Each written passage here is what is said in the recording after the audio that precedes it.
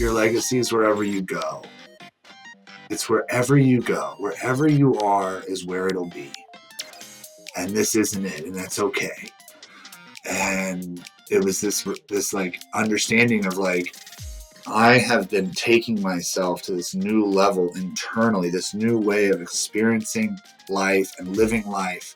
And now I have reached a new point where I am hitting the ceiling of my environment. And it's going to be me removing myself from the environment to continue the path of growth. Because if I stay here, I'm just going to keep hitting this like hard ceiling.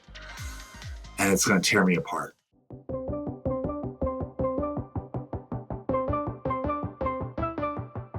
Thank you for tuning in to the Mile40 podcast. I am Bishoy Tadros, the author of Break Barriers and Audacious, both of which are sold on Amazon. And I invite you to join me as I engage with guests to discuss those bounce back moments that we encounter on our personal journey. Mile40 is a forum to learn about how athletes, professionals, and leaders of all backgrounds stare down moments in life where the only option is to rise up. The Mile40 podcast strives to remind listeners that the comeback is always greater than the setback. Welcome back to another episode of the Mile40 podcast. Thank you all for continuing to tune in. Man, what a ride this year has been. The guests just continue to blow me away. I am so humbled by the roster that has been building up for Mile40. If you haven't already, please be sure to hit subscribe if you're listening on Spotify, Apple Podcasts, YouTube.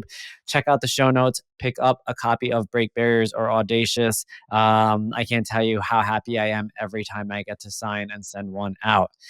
Today's guest, I am super excited. I have Danny Diaz. He's a two-time Forbes-listed entrepreneur, ultra athlete, and founder of Peak Life Now and UPX, a transformational experience helping high performers reclaim energy, rebuild capacity, and lead from clarity instead of chaos.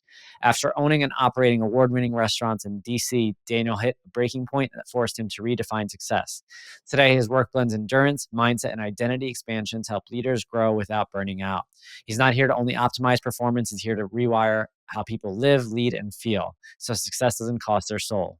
Today, he's coaching various leaders to master their energy, expand their identity, and live with clarity, courage, and deep connection to themselves and their purpose. His message weaves high-performance strategy with deep human truth. He speaks from the heart. He walks the path he teaches, and he's on a mission to help others remember who they truly are, and what they're truly capable of. Danny, thank you for joining me. Hey, man. Thank you. That was great. Of course. I'm so honored and privileged. And again, I want to call out that another guest who came by way of referral from a former guest. And the network continues to grow with just such wonderful people. And you and I got to connect before this recording, and I've gotten to know you a little bit on a personal level. And I have no doubt you're going to leave the listeners with a lot to reflect on here. And, as always, we run through the bios, and we know the highlight reel now, but what we want to get behind is really the narrative that got us here today. So tell us a little about, where you're from, where you grew up, just to kind of kick things off. Yeah. I grew up in Northern Virginia, in the suburbs. Had amazing parents, have amazing parents. They're awesome. They taught me that I could do anything that I wanted, and if I believed in myself, and I believed it, and life's been amazing. Where am I from? How did I get here? I come from a great family. I come from a great neighborhood, and still found my way myself into some dark paths along the way. And I've gone through a series of transformations from, drug addiction and dealing to entrepreneurship, from unhealthy relationships to healthy relationships, from unhealthy relationship to my body to a healthy relationship with my body, with my mind, with God. Lots of rock bottoms along the way, some financial crises along the way, lots of rebuilds. But I've built some really cool businesses, and I've had some really gnarly experiences, and it tends to be because I just follow my heart. And I think that's really what brought me here. Follow my heart, man. I love it. I love it. And there's a lot obviously we're going to dive into there. So let's kind of break it down into a growth trajectory over here. So, and you're not the first person who's come on this show from a pretty rock solid foundation who at some point, kind of took a wrong turn. And what I love about these kind of stories is they're incredibly relatable because not everybody is born into adverse circumstances. A lot of times they find themselves redirected one way or another. And, I think you may agree with me that perhaps those redirections were a blessing in disguise because they taught you lessons otherwise, may not have came your way. So let's talk about, young childhood, maybe early adolescence, and perhaps when the ship started to steer in the wrong direction, whether that was your time with drugs or whatever it may have been at that time. Early adolescence. Mhm. Shit. No, this is cool. Okay. It's interesting. Now I've been working a lot more with youth, and I have some like young collegiate athletes that I coach, and it's really put me a lot more back into that mindset, into that time in my life, right? Like, what was it like, and what really brought me there? And obviously, through my personal growth kind of journey, I've done like some childhood healing and all this stuff too, right? And which is important. And I think what also helps me to answer this question. I had this thing where I just didn't feel like I was enough. Wasn't that my parents didn't love me, right? Like, they loved me.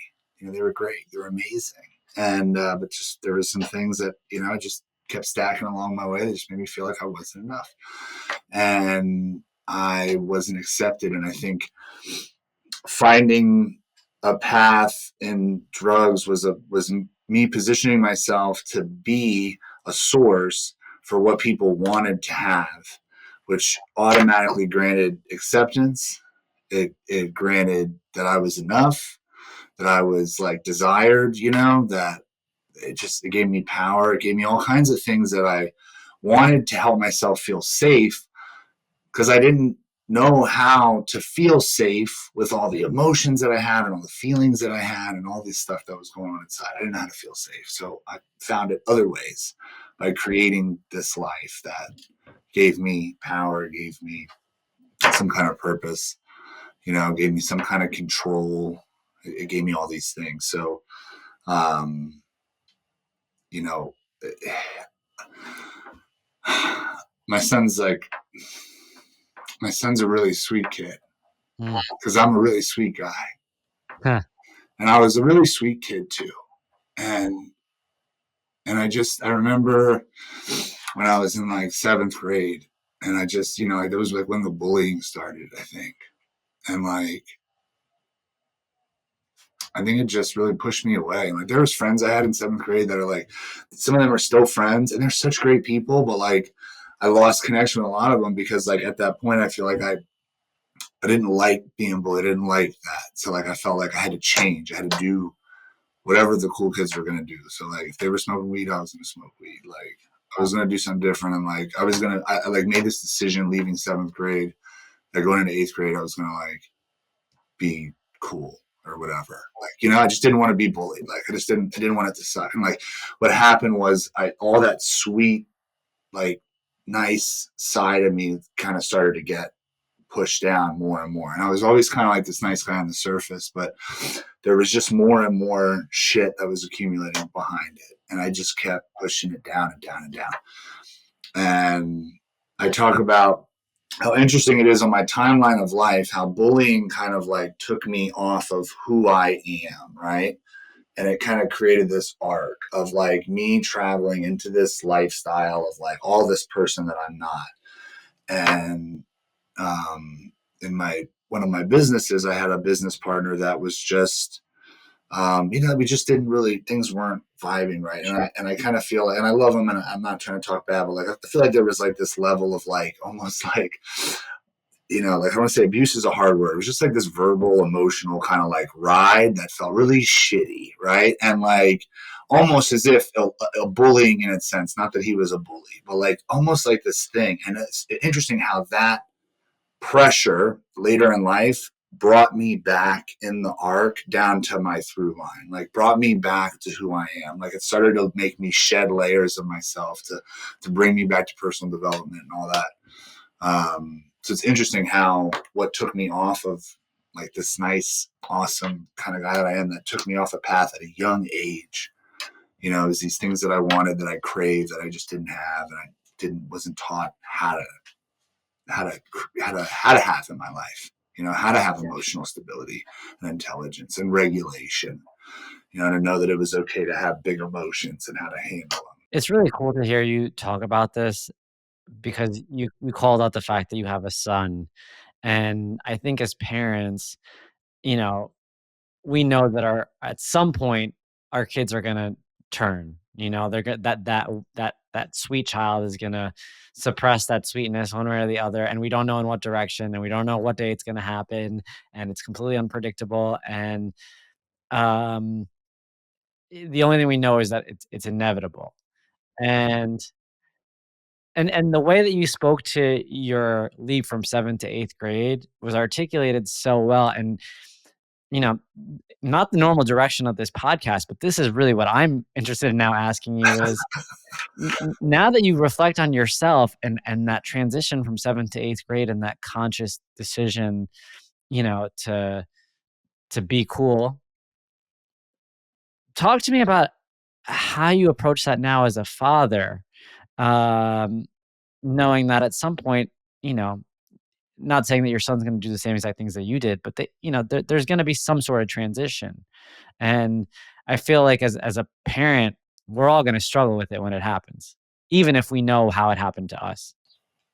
Yeah, great question. I would say that what my kind of strategy is when I think about some of the things that my dad told me that were important for me to hear, that I actually hung on to, it was these very mild conversations that like one gem was dropped in like a casual moment, and it stuck with me. It wasn't like a sit down, we need to talk about this, like let's like, hey, I want to teach you some stuff. It wasn't me, it wasn't him coming to me in a vertical to tell me. It was him just like we were talking, and it was like, this is really important, and it hit. So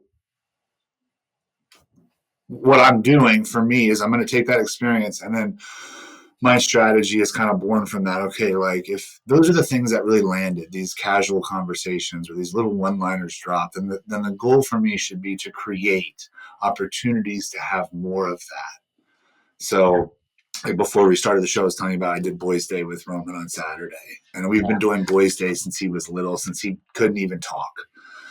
You know, so like my hope and my goal is that Boys Day becomes a real ingrained thing that we do for the long haul, and that hopefully when he gets older, it turns into like Boys Adventures. And my vision is that when he's 13 and 14, we kind of do like I'm blanking on the what it's called, but like kind of like a passage experience, you know, like I forget what the term is, like rites of passage, becoming a teenager, you know, and like kind of take him out into the wilderness and do some like self survival stuff and do something wild. But in order for me to do that and create that, I have to like start. So like I've just been kind of imprinting these things, these desirable experiences of like, oh, we're gonna do Boys Day, like it's gonna be really fun, like and you know, taking a camping trip or doing something like that, going and staying somewhere overnight in a hotel, just me and him, allows me those opportunities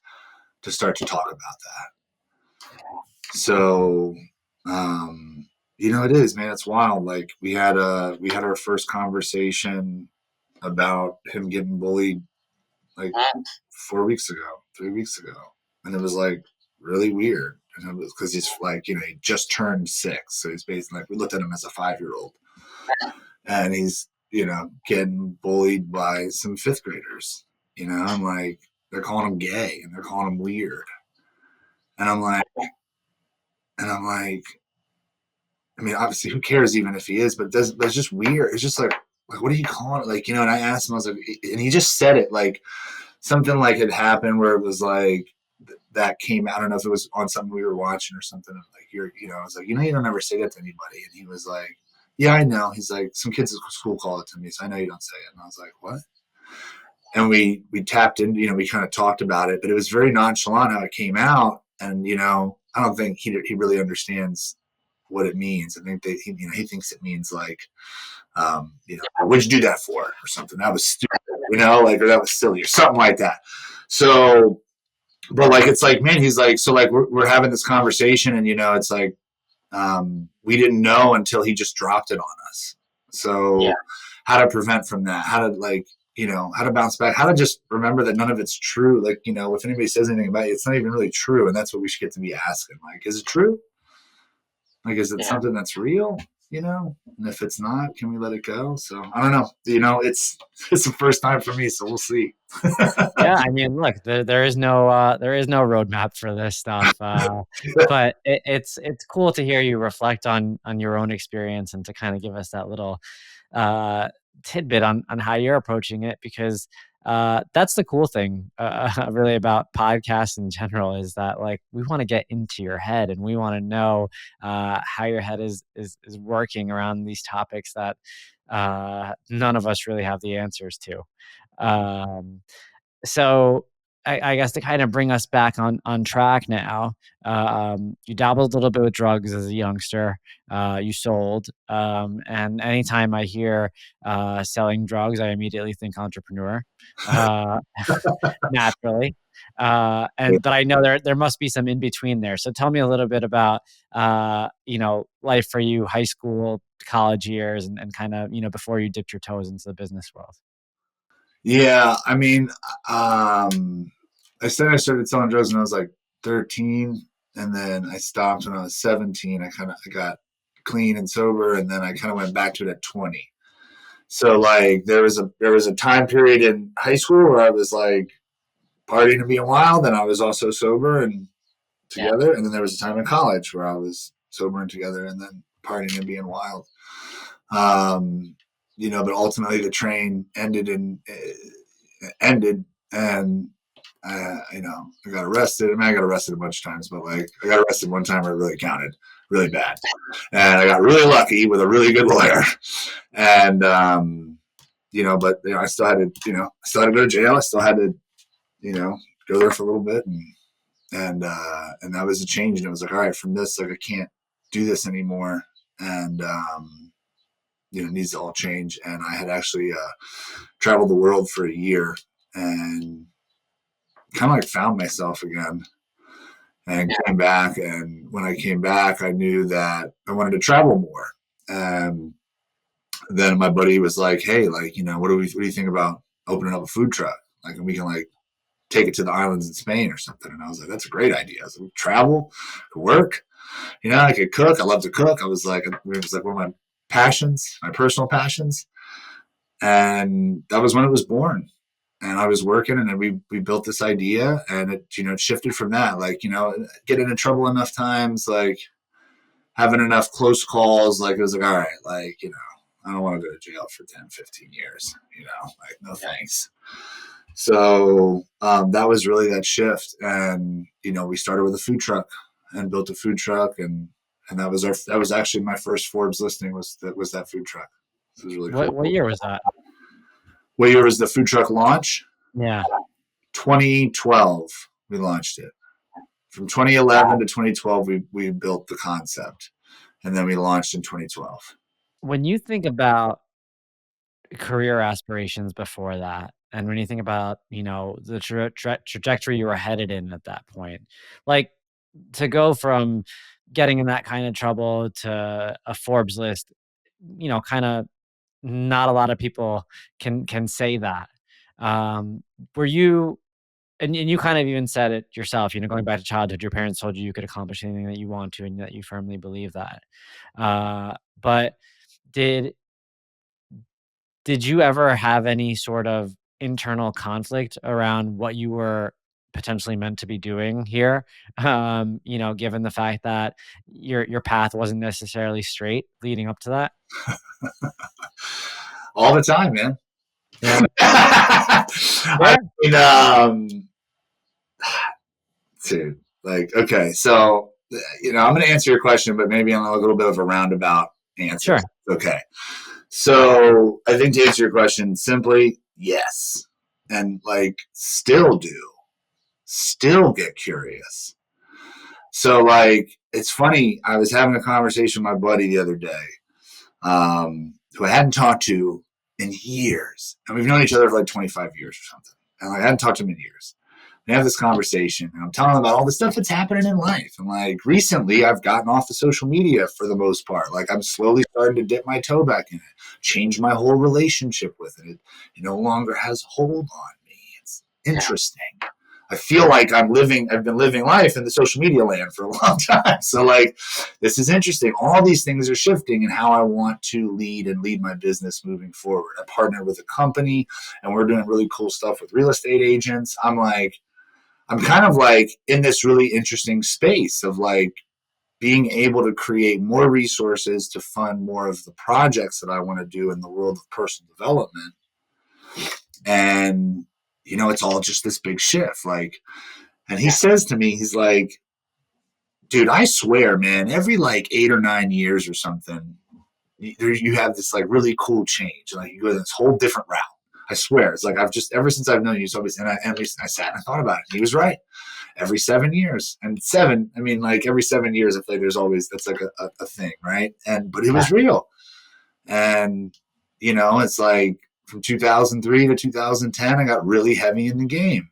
I went and traveled the world from 2010 to 2011. In 2011 to 2018, I ran my food truck. I ran all my restaurants, my catering company. In 2018, I left, became a personal development coach. 2018 to 2025. And here we are. And I'm like finding myself pivot, asking questions of like, hey, like, just what I'm supposed to keep doing, like you said something to me that was really hitting you and you're like, man, like, there's not a lot of people that can say they went to jail, they were in this space and then they became a Forbes-listed entrepreneur. That really hit me. It really hit me in my heart. And I think that's because I probably like brush over it a lot. I don't think about it because I have yet to find that level of like financial security and longevity that I've been chasing. Right now, not to say that I've failed. It's just been it's been a road that's taken a lot of twists and turns, and it's brought me here, and I've learned a lot along the way. But I think in the past, and one of the things that I've been releasing over the last year has been that very thing that like there are so many pieces of my life, and I'm sure like so many of us, pieces of our life that are very notable and very important and worthy that are just brushed over. So like to hear you say that and to have me reflect on this too, and it's really interesting. It's really interesting. No, it's really powerful stuff. And I think, we've been talking now for 22 minutes, and I don't think it does it justice, to be honest, because of the fact that it's really hard to cover such an important period of your life in such a short time. It's also difficult for us to get inside your head around making that transition because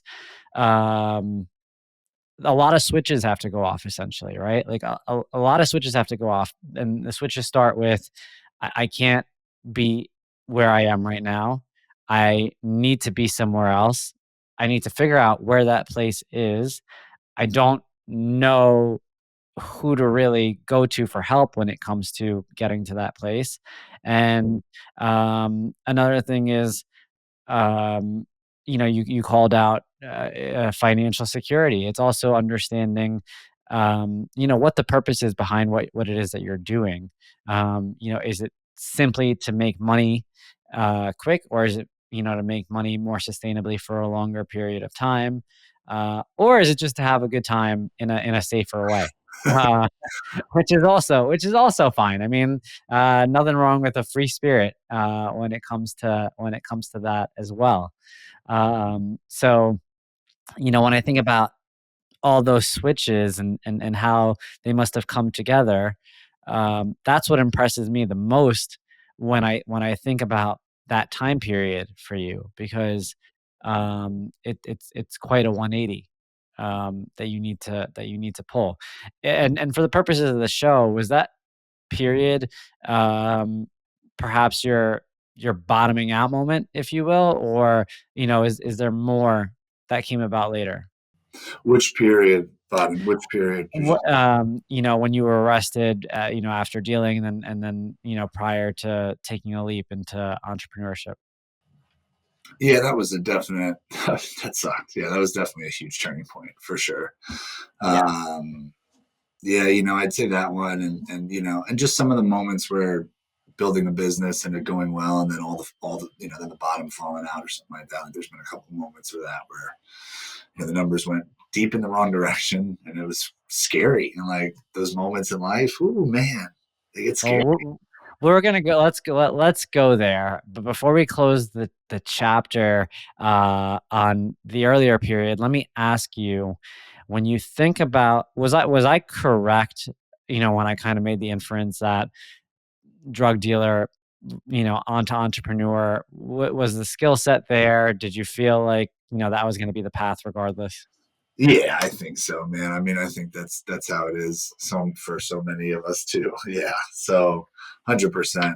And I think to also, as we bring closure, there's something you said about a lot of switches had to go off, and one of the talks I give is about listening to the whispers, because I honestly feel like that's what's gotten me here. Curiosity with listening to the whispers. Like, we all have them. It's not like we have to have a bunch of switches that go off at the exact moment. We're all hearing it. It's just like, are we listening?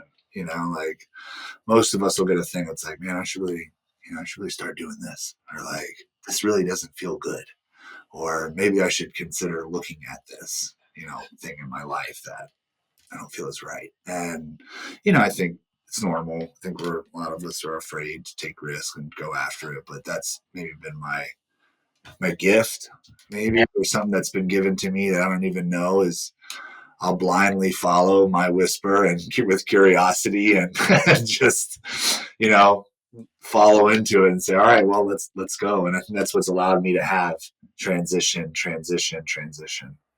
Well, to that point, I mean, like you had a different, and I was going to call it out earlier, and I probably should have, but like, and you had mentioned something to it, like when you find yourself up against a wall like that, and you realize you're up against some pretty dire circumstances or some negative circumstances, when then you think about the risk, the risk of starting a business, even if it's a business that you're not too familiar with, that risk of starting a business still doesn't feel that risky, because the outcome, as bad as it may be, still wouldn't compare to 10, 15 years behind bars, like you said. So you know that in a way is a gift, that risk tolerance, and how you were able to take a leap where I think this has been a topic that's come up several times. Like, the hardest part is really just starting. And when you're not scared of the risk, it's a lot easier to start.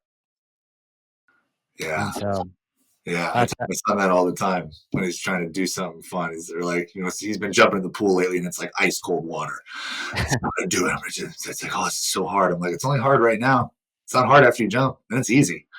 I was like, it's just hard right now. It stops being hard the moment that you jump. And he's like, oh, okay, Yeah. got No, it's true. It's true. I mean, there's a direct correlation there, and I definitely, hope the listeners soak that piece in, and kind of understand the perspective around it. Because Danny, I think to like your path didn't have to be the way that it was. Uh, and I still think about what you said about that transition from seventh to eighth grade, and I think about the insecurities behind that transition. And then I think about where those insecurities ultimately, took you to. And before you kind of can take the reins now on um, starting something for yourself, uh, even if you don't go the traditional route at that point, and I could ask you if you at that point had sought out any help or anything like that, you are subconsciously rewiring that security within you, right? Like you need to you're no longer just shoving it to the side, because if it was still there, it would be an ultimate barrier. So I guess my other question then is at that point, had you sought out any sort of like actual help, or was it all within? At what point? When I got arrested and when Yeah. no, it's all within. It's always been within. It really has. Like even my journey in personal development, like I woke up and I got out of bed and it was 5 a.m. and I'm like, my heart's racing. I'm going 100 miles an hour in my head. And I'm just like, dude, like, and it was like that every day. And I was looking at my wife and I was like, I think I'm going to die. Like, I think I'm going to have a heart attack. Like, I was like, this is no way to live. Like, I was like, I wake up and I'm like, and she's like, why don't you listen to Tony Robbins? And I was like, you mean that guy from the Shallow Hal movie?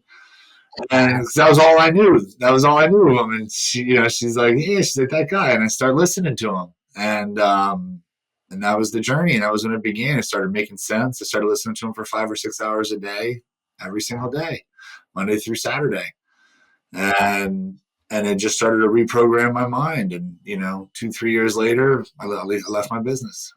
I left the environment that was not suiting me anymore. Wow. All right. So now let's go back to the ups and downs of the entrepreneurship journey, because I know you got lots of those. So let's dip in here. Talk to me about how the first little while kicked off, 'cause I'm sure that's always when it's the rosiest, once you start to kind of see some sort of success, and then talk to me about where things started to take a little bit of a turn. Yeah, I've had a bunch. My first one was powerful because it was the first time I'd ever felt really significantly depressed. And I think for most of my life, when people talked about depression, I was like, come on, like let's go out and have fun. Like let's get out of it. And that was the first time where I was really like, wow, like fuck, like it's a reason that no one wants to go out, like because I'm in it and I feel it. Anyway, regardless, we started the food truck in 2012 and it took off and it was just crushing. And it was like August, and we were dominating. I mean, it was like insane the amount of business that we were doing. And then the winter came, and no one wants to stand outside and buy food in the winter. And I don't blame them. And like we repositioned our business. We started working the college campuses where we knew our kids were going to be outside, a little bit more tolerance to pain and quick go, and like they knew we were fast, and and our work days went from like a 2-hour lunch window to like being on the truck for 20 hours, or 18 hours. And it was fucking dark and it was depressing, and it was a really cool thing for our business. I'm obviously on the other side of it. We learned how to cut costs by 50%. We learned how to run super lean. We survived, but fuck, it was scary. And this was like the first time I was like, I had never, I had faced like not being able to pay my rent that month. I never knew what that was like. I never missed a payment before. So like those things at that age, running like an unconscious program. Like I hadn't read any books, like I was still coming off of like, I still had that mentality of like, let's just hustle, let's get it, and it's like, so like, I didn't know what to do with this feeling of defeat. Like, man, like you don't got it.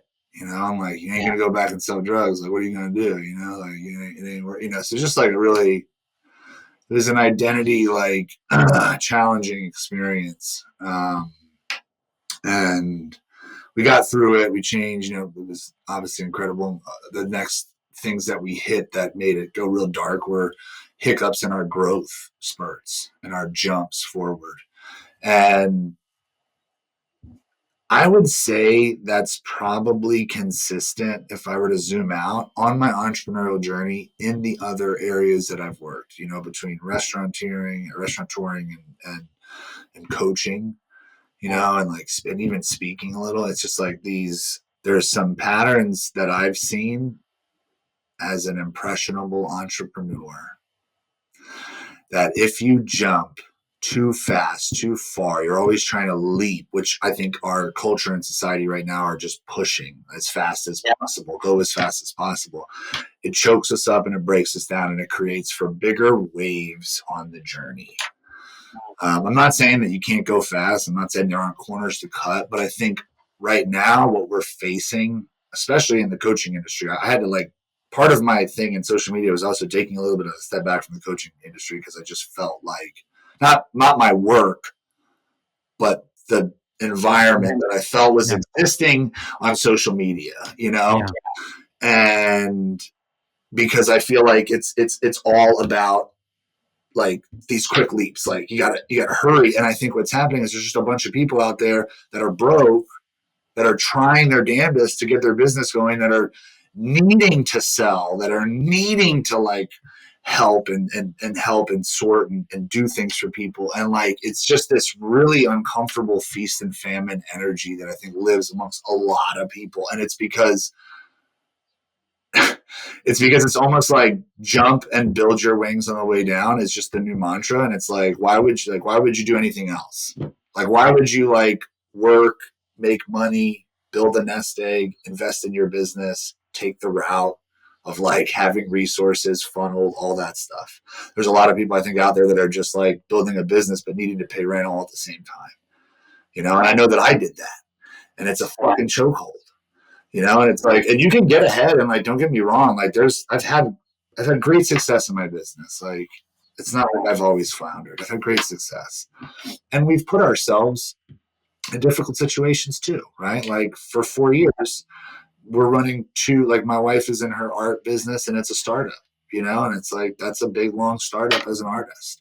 So like we've got two businesses running at the same time that were both in a startup phase. I mean, like, like you choose what you get into as a business owner.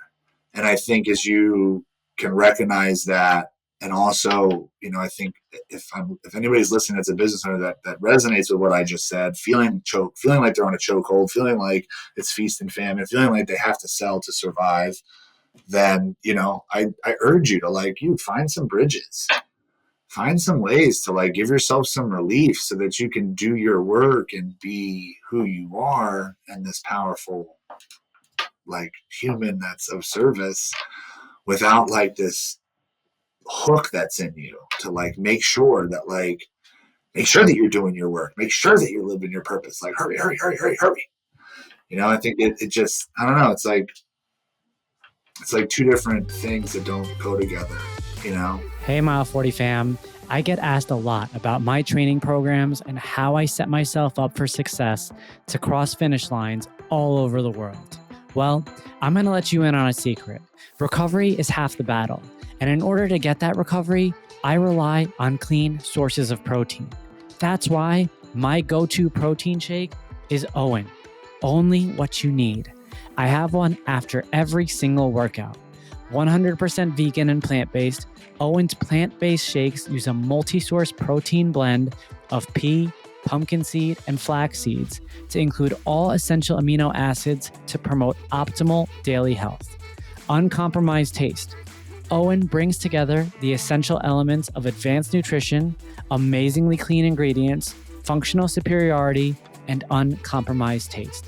Now go ahead, go to www.liveowyn.com. That's spelled LIVEOWYN.com. Use code MILE40 for 20% off your next purchase. Only what you need. No, you're right. I mean, look, the phrase "fake it till you make it" now is really, it's really hard to it's taken on a new meaning in the world of social media because Sure. you really have no idea who's faking it till they make it at this point. And especially in a space like coaching, I could see how that could drive the right person, absolutely nuts, to the point of, potentially walking away even because it's not you, it's the environment. And so that plays a critical role. But I appreciate you getting raw and vulnerable with us around the idea of depression, because again, when you look at it from the outside, it's just really hard, but it's extremely relatable at the same time to understand how someone like yourself, who grew up with a great family, who had the resources, who then chose to go down the wrong path, but probably on the outside look successful because, you probably, even though, it wasn't the healthiest route, you were probably making good money doing it. You were probably pretty popular. That was the objective of it as well. And now you're an entrepreneur, you're overseeing a business. And on the outside, you know, people are probably thinking depressed, not him. Why? How him?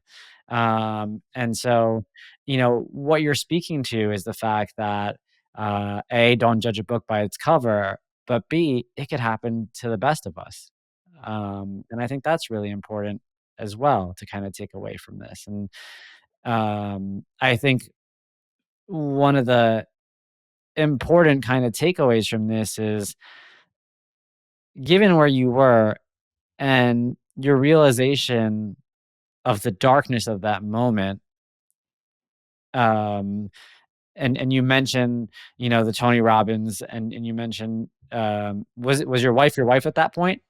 Yeah, she was my wife at that Was your point. wife at that point? You mentioned your wife and the support that she gave you at that point. Um, are there any other sources of help that you sought out during that period? I would say that God just really just kind of blessed me with some angels. Like, he just kind of put good people in my life. Like, when I went through the big depression, the first one, that was 2012. And I was just talking to a buddy of mine that's just a good friend. And he's like, dude, he's like, what's one thing that would just make you happy if you went and did it? And I was like, honestly, if I just went to the gym to work out. And he was like, why don't you do that tomorrow? Why don't you go and just do one thing for yourself that will make you feel really good?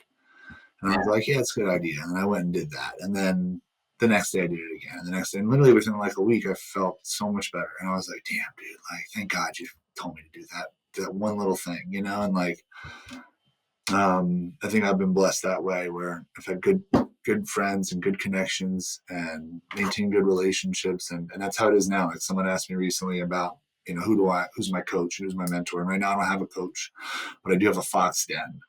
I've got a little team of really close friends that are all really powerful coaches, and we support each other in both manners, like friendship and and coach mentorship, right? Like, we're able to help each other at a real raw, real powerful level. And to me, that's been fantastic. And it's like, to me, it's working really well. So it's like, um, it doesn't always have to be traditional. I think we all have different types of learning. And for me, I'm very introspective. I'll take a bunch of information and I'll sit and I'll chew on it for a while and I'll implement the things I like. And eventually you'll hear me talk about it and it'll be regurgitated. Does that make sense? No, absolutely. And as you're speaking, I was looking up your longer bio, and you pointed out that when you had faced your collapse, it became the catalyst of radical rebirth, both all physically, mentally, emotionally, and spiritually. And when I hear you speak, I see pieces of the four of them, and you called out going to the gym, and obviously you've touched on the mental, and you brought out the spiritual yourself. You talk about the angels that were amongst your midst, and then your emotional element is very clear to me, and I think that I have to call that out because a lot of times when we're in that in that region of despair, all four of those factors are colliding at once. And a lot of times we don't know where to start.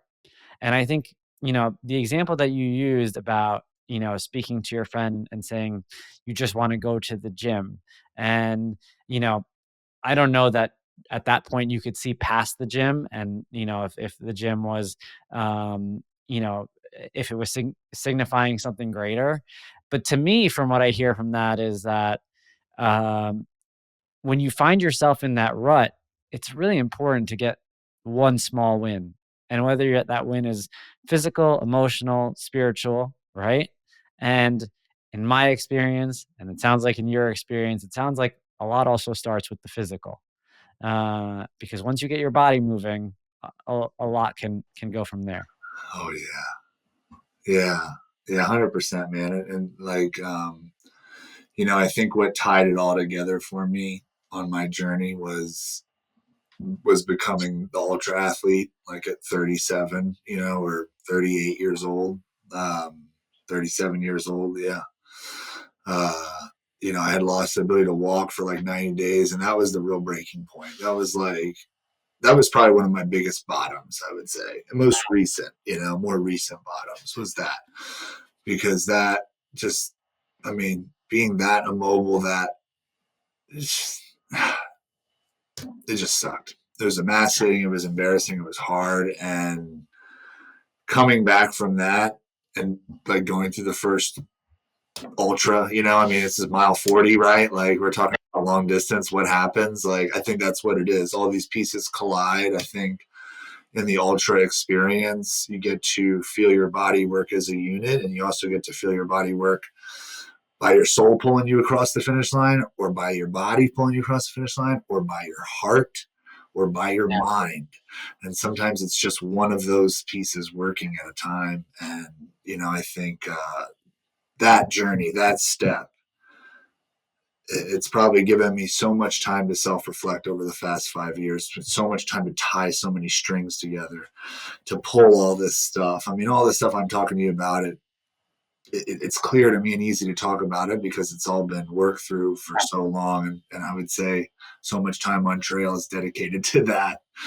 I should be grateful for the time on trail that has created that, I should say.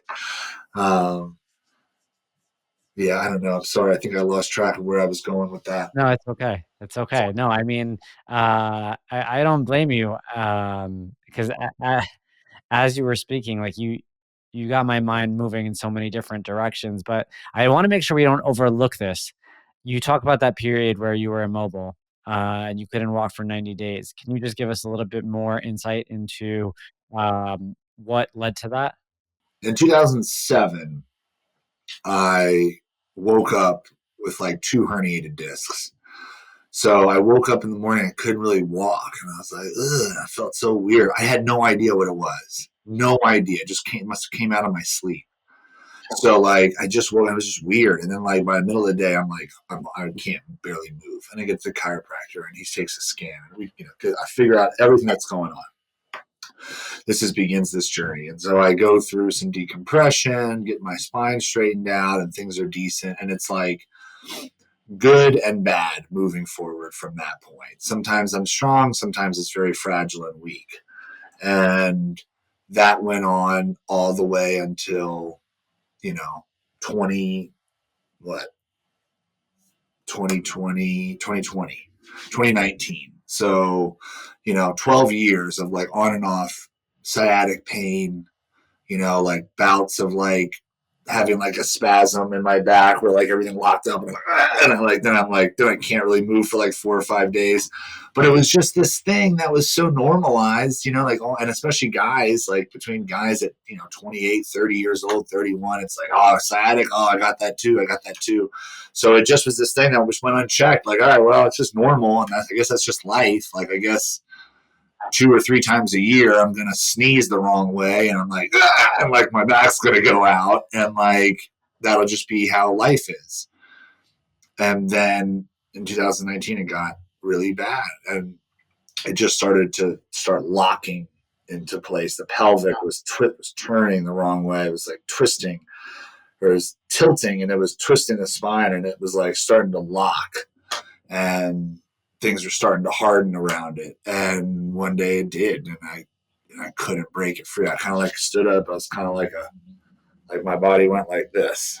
Like my hips were like curled to the side, like hooked to the side, and I couldn't like strengthen. So my body kind of looked like here's my head, and it went out, and then it kind of came back across. Like I was just like this little like weird hook. And I couldn't get it.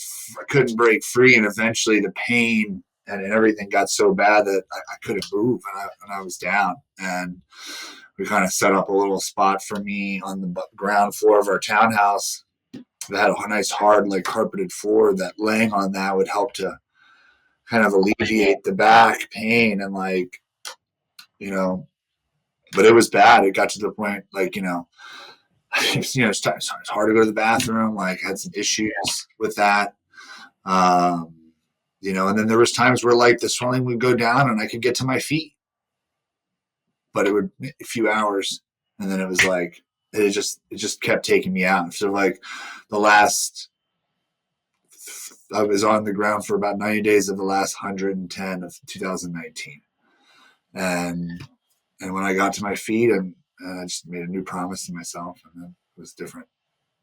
Where does your mind go, during that period? It went to me at 50. It went to like, I started to like, because, my son had just been born. So he's like 6 months old, and we live in a 3-story townhouse. And I'm like, I'm like, you know, if my wife were to trip and fall down the steps carrying him, I couldn't even help. And that was such a awful feeling. It was such an awful feeling to feel that way, and to feel so helpless. And I started to think about when I was 50, like, well, what happens when I'm 50? Like, how am I even going to run after him? Like, I imagine myself as a dad, like kind of hunched over at 45 degrees with my arms out, running after him, chasing my little guy around. And I'm like, I can't even get up. Yeah. I can't even get on my feet. Like, what am I going to be like when I'm 50? Am I going to be like crippled? Am I going to be in a car or in a chair? Like, I mean, what's it going to be? So that was kind of where my mind went, and it was dark. But that also was the place of like, okay, like when I can get to my feet, like I'm going to do whatever it takes to never feel this pain again. Like I'll do Pilates for the rest of I'll never lift another weight if that's what I need to do. I'll do Pilates for the rest of my life if that's what I need to do. Like whatever it is, like I'm letting go. Like I let go. Like if I need to do yoga, if I don't get to lift weights anymore, if my body needs to change, I mean, whatever it takes, I never want to feel this pain again. And so that was the real commitment that was made. And then when I got to my feet, I followed through with it. And I made a commitment to run a mountain with my buddy in Montana. And I had never run, and I definitely never run a mountain. But I knew that would keep me committed to my growth in personal, physical therapy and getting my back strong again. And I did that on my own. And man, I mean, I've got, knock on wood, but 5 years pain free this year. And yeah, it's really cool, man. No looking back. I'm never going back to that place ever again. That's awesome. I mean, there's something to be said about um, where your mind goes during that period, uh, especially when you lose something like your mobility, just because you start to realize how powerless you become relative to um, perhaps something that you took for granted throughout your lifetime. And I think as a result of that, not only are you making a commitment to yourself, when you come out of it, but then the really cool thing about the timing is the fact that, like you said, your son was just born. So now I think there's a profound sense of perspective and gratitude that kind of plays a role in this as well. And I think now that I hear this story on a deeper level, it kind of explains to me why you are the way that you are. You have a perspective that is obviously unique to you, that has shaped you and made you, the man that you are today. And so, just kind of hearing you reflect on it is really really cool for me. Um, and you said your son is 6 now, right? Yeah. Yeah. Yeah. So he's lucky to have you, man. I mean, he's definitely lucky to have you in his corner.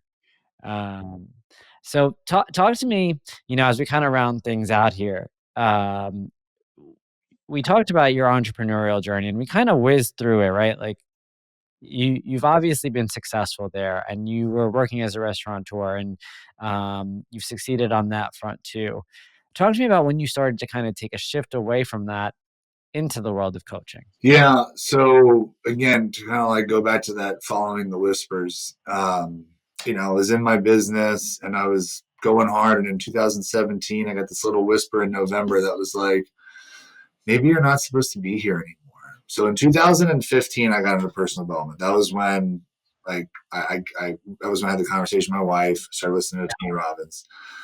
So I'm now changing things about myself, my life, my perspective, my outlook, my energy. Like I am becoming a new man, right? And I'm a new business owner, a new restaurateur. Like I'm fucking changing, and I'm loving it. And I'm still though in this partnership with someone that was just a really toxic business partnership, really toxic relationship at this point. Two different styles of living and ethics and values. And I got this whisper in November that was like, maybe you're not supposed to be here anymore. And I wasn't ready for that. So I doubled down. And in 2018, I went extra hard. And I was like, I'm going to give everything to this business. I'm going to give everything to this next push. And in 5 months, I did a lot. And I went on this incredible experience, which is a whole nother story in itself. I got to go meet the founder of Avion Tequila, and with like a group of 10 people that came across from around the world. I mean, it was an incredible experience, and that changed my life. And when I came home, I had even more clarity on what a, forgive my language, what a fucked up situation I was in, and a fucked up relationship I was in this business world. And I was like, oh my God. And then came the whisper again. But this time it was different. This time it was, this isn't your legacy. Your legacy is wherever you go. It's wherever you go. Wherever you are is where it'll be. And this isn't it. And that's okay.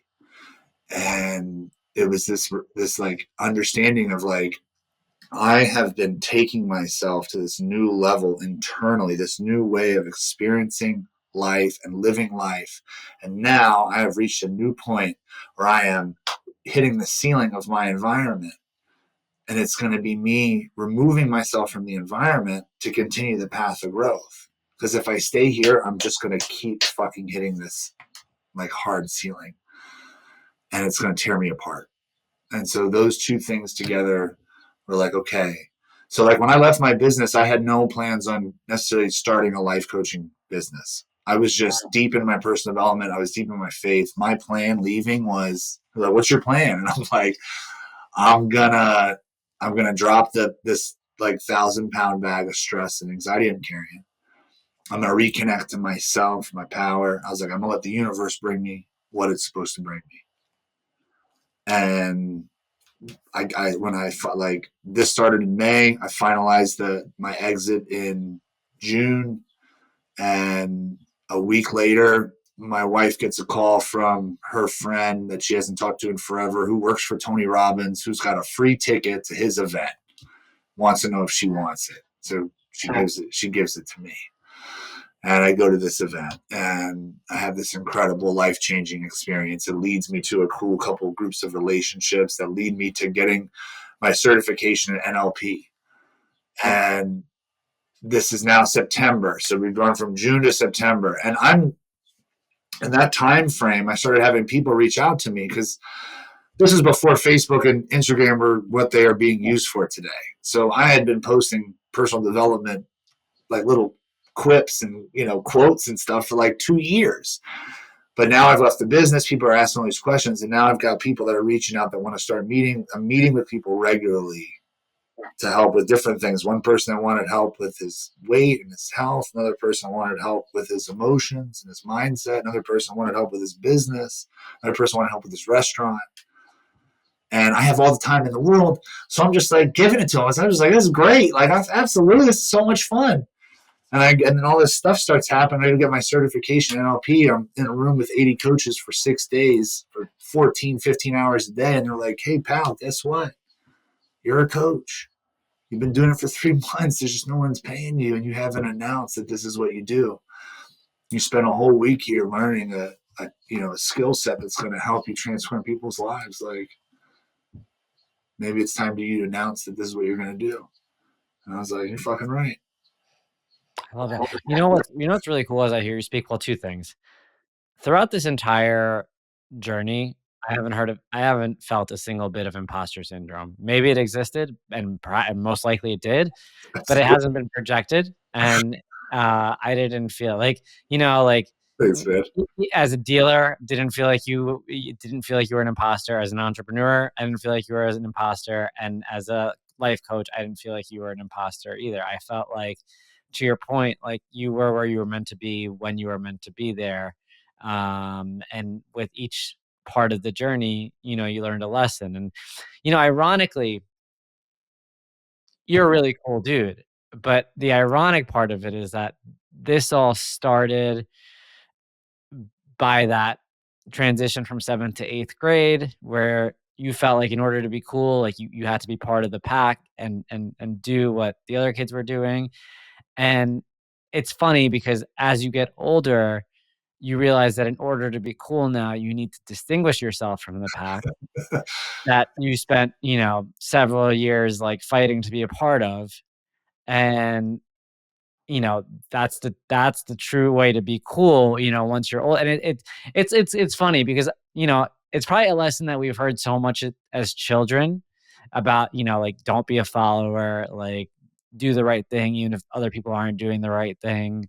Um, and we kind of brush it off as children.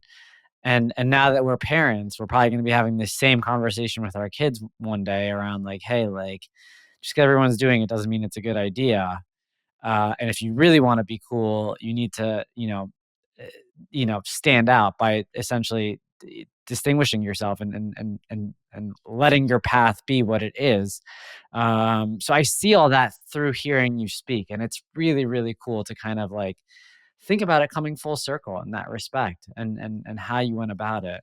But call me out if I'm wrong. I mean, was there imposter syndrome around the way or Oh, along the way? yeah, yeah, absolutely. Yeah, I mean,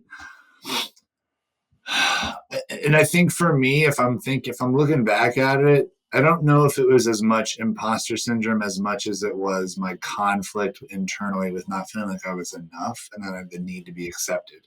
So like if I didn't feel like I was really enough and I feel like I really wanted to be accepted, I think that just naturally created the same energy that imposter syndrome creates. I know that I've never positioned myself to be something more than I am in the position that I'm in, if that makes sense, right? Like I'm not going to stand here and be like, I can help you take your business to 9 figures because I know, like, I don't know that shit. You know what I mean? But I can definitely help you live a life that will fucking make you feel like you make 9 figures. You know what I mean? Like, so it's like, I kind of know my lanes and I don't kind of veer from that. But I would say that those things, having that journey to heal that in my life, that's what it's created. So yeah. Danny, as we round things out here, I think, the last question I have for you is when you think about, you know, how you are able to find yourself despite all the ups and downs. And I'm sure the journey of finding yourself is ongoing. It's not over by any means. And there's a lot more work to be done. We all have work to be done. That's, the truth at the end of the day. Um, but when you think about that, and then you think about um, your clientele, and you think about your children and your family, um, there is no recipe for this. There is no one way, no formula for finding yourself. But if you think about some of the lessons that you've learned along the way, some themes that really guide you foundationally, right? Non-negotiable values that you hold on to. Can you speak to some of them, and kind of leave us with a little bit of insight into your cornerstones for Mm, navigating the ups and downs of life? Great question. What are my cornerstones? So, I mean, like, I have a non negotiable right now. Like, here's my journal right here. So, I write in my journal every single day. And I had been writing in a journal for 7 years, but it's been pretty, I'm going to say inconsistent, but it's not every day. I just write in a journal. I've been writing in a journal for 7 years. This last year, I was like, I'm going to do this every day in 2025. Like, I was like, for once, I'm going to write in my journal every single day for the year. I'm just going to see how that really feels. And the truth is that I have when I say I have a morning routine, I really just have a routine of giving myself time in the morning. And that is such a big thing. My son knows it. I talk about it. I talk about why I write in my journal. I talk about why I give myself this time. When he wakes up early and I'm so excited to see him and we talk for a little bit, and I say, I'm going to go back into my office and I'm going to go finish my morning routine. Because I know that by helping to regulate and prime myself for the day, my whole day will be different. If I'm waking up at the sound of my kid yelling or whatever, or the doors slamming, like if I'm waiting for the life to wake me up, I'm off. That is a core thing. I would say if you can give yourself one core thing, wake up before the world and don't let the world wake you up. I would say that I think one of the most valuable lessons that I'm even being reminded of lately, which is really cool because it's one of my favorite core values, is like what you focus on grows, right? And like we do really have a choice of what we want to focus on. And I think focusing on doubt and fear and all these things is normal, obviously, because we're humans. Like it's part of our makeup. And now we're faced with the world around us that puts gasoline on that fire. So it really is important for us to take time to audit our mindset and our perspective, right? There's three things I tell people that you have to do to keep the most highest state of flow. And I think that's kind of two of them. And it's ultimately this, it's discipline, dialogue, detachment. 3Ds: discipline, dialogue, detachment. Are you doing the things that you need to do each day for you, yourself, your family, your mission? Like, are you doing just one step? Not everything, just one step. Are you keeping the commitments? Are you keeping your personal commitments? Are you answering the whispers? That's the discipline bucket. If you're answering the whispers, you're going to find flow. Dialogue. Are we being kind to ourselves? Are we speaking about life in a good perspective? And then detachment. Can we let go? Can we surrender? Like if I can teach my son anything, it's like, dude, just keep aiming and keep shooting and let's detach from where it lands, because you're going to get better and better and better with your aim. You're going to get sharper and sharper and sharper naturally, and you're never going to miss. Discipline, dialogue, detachment. I think that is perfect. And I think I couldn't have said it better myself. And that I'm gonna probably should edit this part out, but that's gonna be the name of this episode: discipline, dialogue, detachment. Uh, Danny, thank you, my friend. Thank you for joining us, for being incredibly relatable, for being real, and for leaving us with just so much to reflect on. And what I love about your journey is just that it's a journey that any one of us could have gone through. But one of the things that makes it unique was the fact that along the way, you began to accept that you were meant to be where you are and you embraced it and you didn't fight it and you let it play its course throughout its 7-year cycle. So, so thanks for coming on. Thanks for, giving us a lot to think about and for being a part of the Mile40 family. Oh yeah, brother. Thanks for having me, man. You got it.